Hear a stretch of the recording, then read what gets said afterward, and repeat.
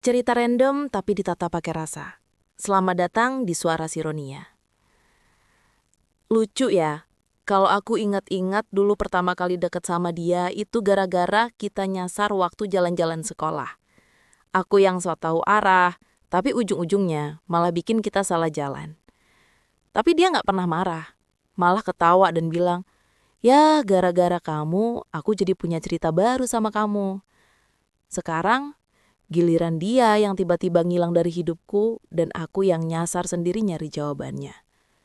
Kita mulai dari yang lucu dulu ya, soalnya kalau langsung cerita endingnya takut kamu keburu sedih sebelum cerita dimulai. Jadi aku ingat betul waktu itu kelas 1 SMA. Aku diam-diam suka sama dia yang anak kelas sebelah.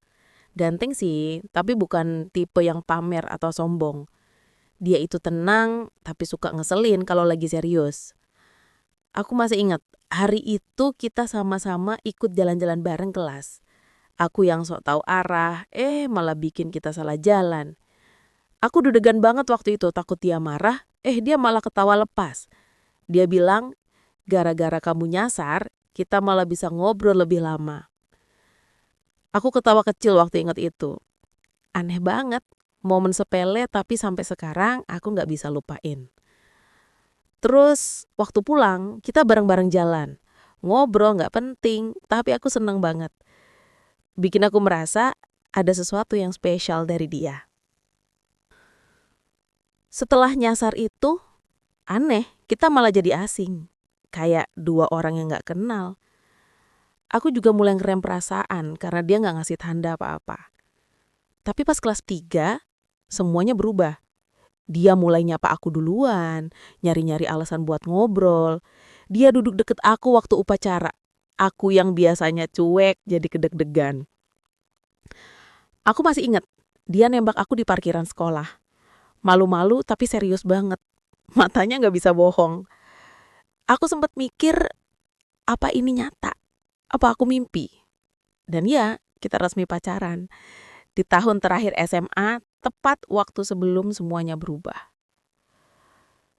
Setelah lulus, hidup mulai sibuk. Aku masuk kampus di kota lain, dia juga.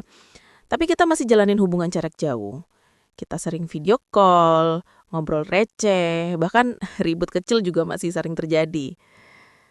Aku percaya banget kalau ini jodohku. Karena tiap malam aku nunggu kabarnya dan aku berusaha buat jadi yang terbaik buat dia.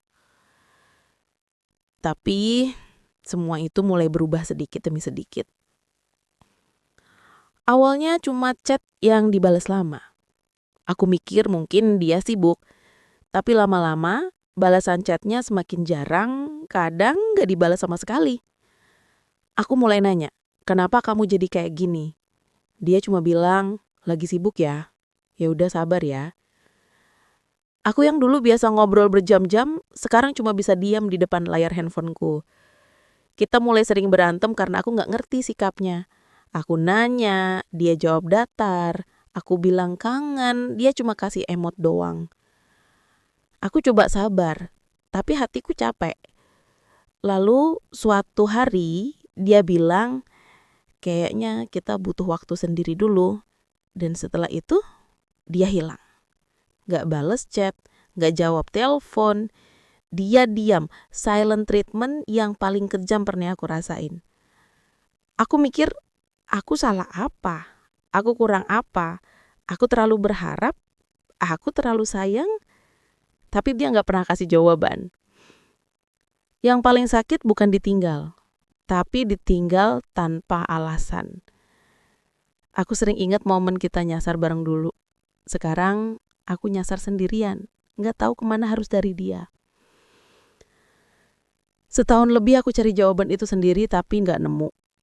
Sampai akhirnya aku capek. Capek bertanya ke tembok yang diam. Kadang aku berpikir, kenapa semua yang manis harus berakhir dengan sepi? Kenapa gak bisa kita punya penutup yang layak, minimal satu kata pamit? Mungkin buat dia ini cuma cerita SMA biasa. Tapi buat aku, dia adalah yang pertama kali bikin aku percaya sama cinta. Walaupun akhirnya dia pergi tanpa pamit, Tapi aku mau bilang terima kasih.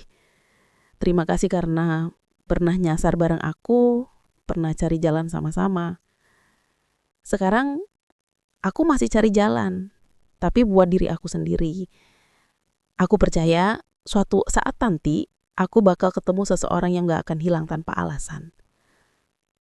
Kalau kamu pernah ngerasain hal yang sama, tulis di komentar. Dulu dia yang ngajak jalan, sekarang dia yang pergi tanpa alasan.